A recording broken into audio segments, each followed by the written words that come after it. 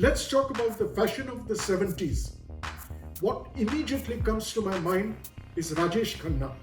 Why? He brought in something called the Guru shirt. What is a Guru shirt? It is a shirt cum kurta. It has a Chinese collar with an embroidery and an embroidery running down the buttons. What a craze! He stitched his clothes from a tailoring shop called Shriman's at Apollo Bandar.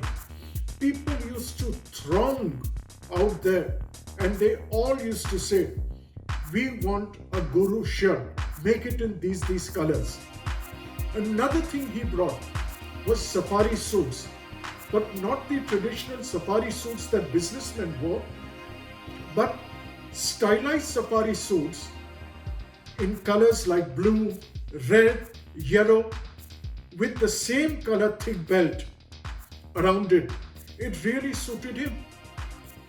Then, what hit the market again were bell bottoms.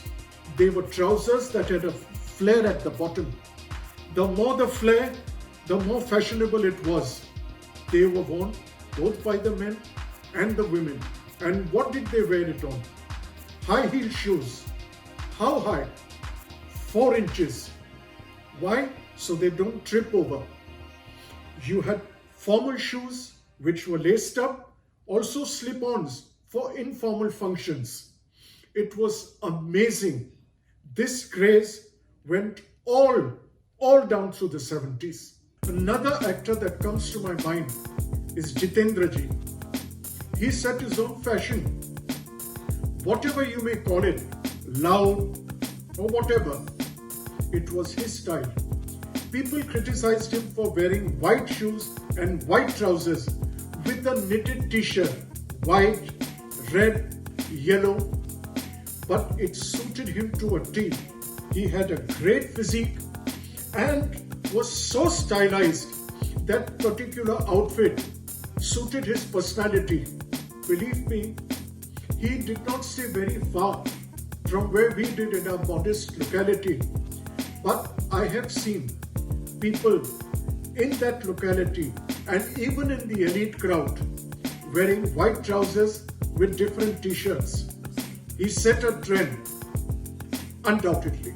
Another person who comes to my mind is Dharmendra Ji, a very handsome man with a soft face and a fabulous physique.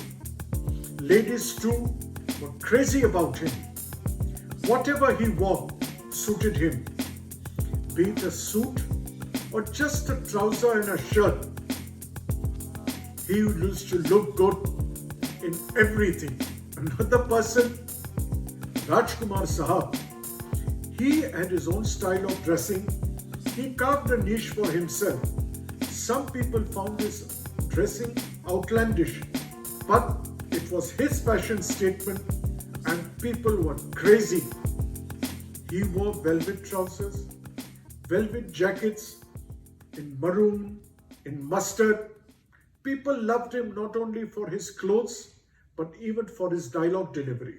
The most favorite and the most stylized, I would say, man from the 50s to the 60s to the 70s was Devanand Saab. He was a man who used to wear trousers, mainly trousers, jackets with a scarf, with a muffler. He had his own style and people would follow him. There was a very wonderful incident, I'll tell you. I don't know if it would interest you, but it always interests me. One day in an outdoor of his film, he had fallen ill. He had a lot of temperature, I would say high temperature. Whatever.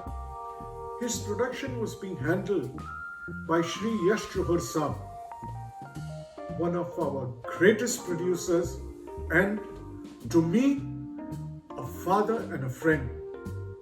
He asked Yashji, he said, "Yash, get me a doctor." She said, "Sure, I will."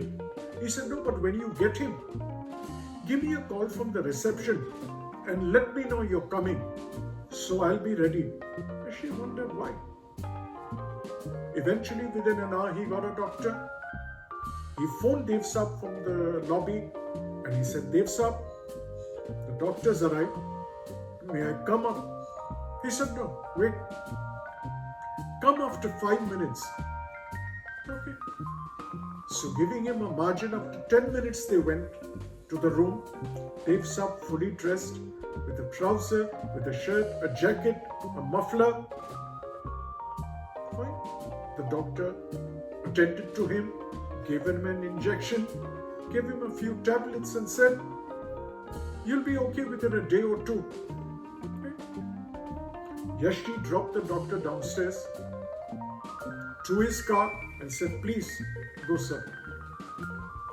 Yashi came up and he asked Dev Saab. He said, Dev Saab, why did you tell me to call you from the lobby? He said, Yash, I do not want anybody ever to see me in a kurta pajama or in clothes which are casual. When Dev Anand meets somebody, even you, he should be fully attired in the clothes that he wears on the screen. That's the reason. 1971 was an interesting year. There was a film that was released called Hare Ram, Hare Krishna, made by our legendary late Dev Anand Sahab. No doubt it starred him and Mumtaz Ji in the main lead. But there was an actor who was born in that film and became a craze called Zeenat Aman, who was backed by an iconic song called Dam Maro Dam, which is popular even today. After that, everybody started wearing kurtas of Hare Ram, Hare Krishna, and a little bit of hippie culture came into vogue, talking about suits. Another thing emerged. In the 70s, these suits had no ties. It was very casual. It was all right to go to a formal function wearing a suit with the shirt going over your suit collar. Surprising. No pocket squares, no nothing. Just a trouser, a jacket and a shirt without any frills. And the grand fashion finale of the 70s, the jeans. No doubt people may have worn it towards the very end of the 60s, but it gained popularity in the 70s in our country and maybe somewhere else too. If you went abroad and you asked someone, what would you like? Without blinking an eyelid, they would say, could you get us a pair of jeans? They used to make jean shirts too, what we call today denim shirts with very smart belts. The companies were Wrangler, Levi's, Lee Cooper, etc., etc. Even fashion houses started making their own jeans. It was so popular that when I got a pair of jeans for a friend, next day I met him. I went to his home. He was washing his own jeans. I said, why are you washing it? I gave it to you yesterday. He said, no, it has to fade. I said, why does it need to fade? I've given it to you a gift. Wear it properly. No, you don't understand. I will wash it for 5-6 days. It will give me a faded look and I'll be the in guy. I said, great, fantastic. Then jeans also was worn on a khadi kurta. There were so many people, youngsters, or I would say people from parallel cinema, art cinema, who used to wear flat slippers, what we call Kolhapuri chappals, a pair of jeans, khadi kurta with a jhola, a cloth jhola. This too became a complete fashion. According to me, jeans was, is, and will remain a cult for next 1,000 years.